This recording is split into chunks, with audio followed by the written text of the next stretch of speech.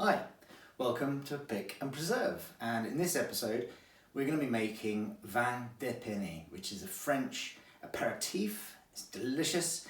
It's an infusion. It's actually really simple to make. Infusions are so simple, and it includes red or rosé wine, sugar, and the leaves of the blackthorn tree or bush, and some vodka or grappa, or traditionally it'd be made with eau de vie, which is the French sort of grape liquor.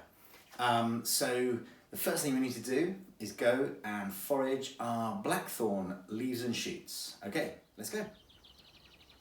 Right, I'm out with Molly. We're looking for some blackthorn or sloe shoots and leaves, fresh as we can get in the newest season. So I've come across a bush here. Often people collect it for the berries, which is great, and we'll be doing that later in the season. But right now we're after this, which are these long shoots with the fresh leaves on them. And we're going to be making a French aperitif called Epine. And these shoots and the leaves here, when infused with wine and a bit of eau de vie or vodka, produce a sort of almond flavoured fortified wine, which you can drink with some sparkling water to make a sort of longer, refreshing drink. So yeah, this is the blackthorn. Be careful when you're picking from here. I'll just go in here and show you. There's some pretty aggressive spines in there, the thorns of the blackthorn. And yeah, you don't want to get those puncturing your hands or your arms, because they produce a really angry wound. So what we're after are just the very ends, the tips, the fresh growth. And I'm just going to go in with a knife and just pull those off, and that's what you're after there. The very shoots, the ends of the tips. We need about 80 grams of that. So I'll collect these, move on to another bush and collect a few there, and carry on. Obviously not depleting this of all its fresh growth. Okay, we've got our blackthorn leaves and shoots here. I've put them into a sterilised kilner jar. I've pushed them down a bit. They'll probably come up to about there. This is a 1.5 litre jar, but I've pushed them down so that when the liquid goes on, it's going to cover them completely. So that's the leaves and shoots of the blackthorn. Now, traditionally, you just add wine and vodka. I kind of like to pimp things up a bit sometimes. I've not tried this recipe necessarily, but I'm going to add just, when you can see that, there's 5 raspberries and the zest, just chunks of zest, of an orange. So this is going to make a very sort of almondy. When this infuses with the wine and the vodka, it releases like an almondy flavour. And if you think about, I don't know, a bakewell tart, almond and raspberry, and I was thinking, well, raspberries might be quite nice to infuse as well, and orange goes very well with almonds as well. So we're going to go with 5 raspberries and the orange zest there. So you might just give them a little poke down as well, get them separated so that all the flavours can infuse. It's really simple. 1 bottle of, I've got fairly pale rosé wine. I wouldn't go splashing out a ton of money on this. Just get your bog standard rosé wine. We're going to be putting sugar and vodka in it, so it's just the wine you need to steep everything. So that goes in. Hopefully that should just about cover everything. Yep, okay, great. Next thing I would do is, this is about 175 millimeters, you can use a little more if you want to, of either eau de vie, grappa or vodka. I've just got cheap vodka. Again, don't go buying Grey Goose or something like that. This is all an infusion. It's going to take on the flavours of what's in there. You're not interested necessarily here. This is just giving you the sort of the booze. So that goes in. Okay, and then lastly, pretty simple, is 100 grams of plain white sugar, fair trade, obviously, if you can get it. Well, you can get it. And then that goes in. Now, it's not going to all dissolve, so what we need to do is give that a shake, and maybe what you do is, over the course of a week or two, this can steep for up to 3 weeks, really, to get those flavours. Just keep giving it a little whiz around and get those flavours moving.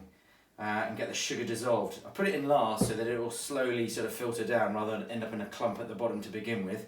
And then all you need to do is put that in a dark, cool place for 2 to 3 weeks. Like I said, you can give it a smell and see what's going on in there. It should smell of almonds and, you know, plum sort of flavour. I mean, it looks like it's just herbs and leaves and all that, but actually that will release, the shoots will release that flavour. So yeah, just keep every couple of days giving that a jiggle around, and we'll be coming back to that shortly. Well, 2 or 3 weeks. Okay, welcome back. That was a quick 3 weeks, wasn't it? Actually, no. In true Blue Peter fashion, I have got one I prepared earlier. So I made this a couple of weeks ago, and it's now ready for bottling.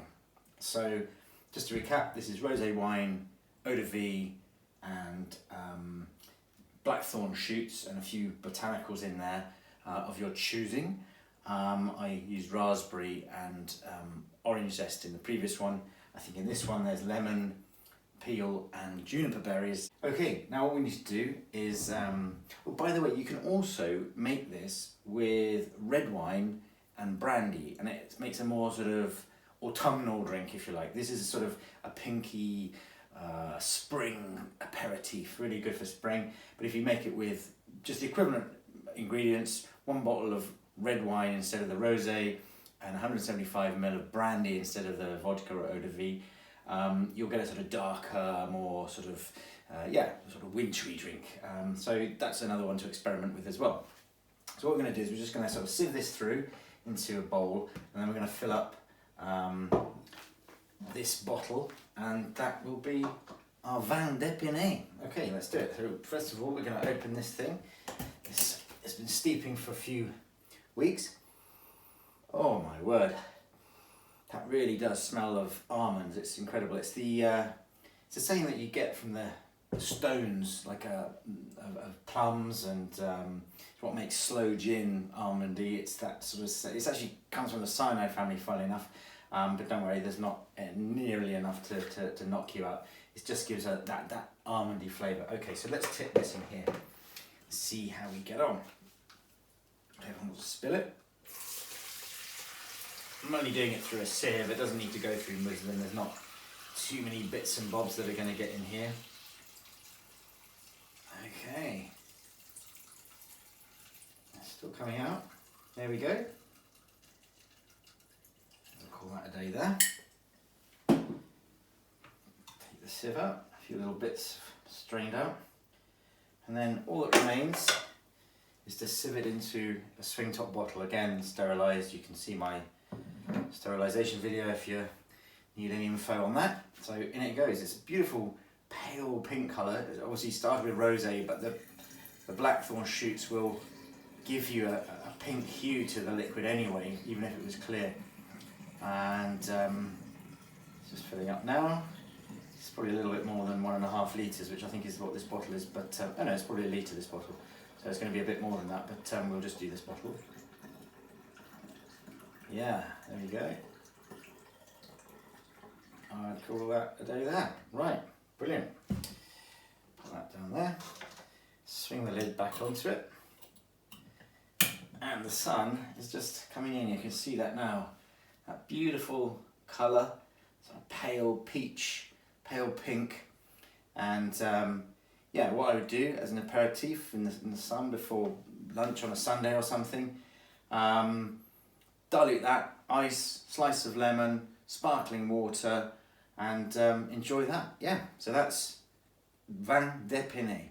Okay, as always, just one thing left to do, and that's try it. Cheers. Really lovely. Give that to your friends, they'll love you forever. So that's vin d'Epine. So if you've enjoyed this video, hit the thumbs up, follow us on Instagram, and we'll see you back here for more of the same soon. Take care.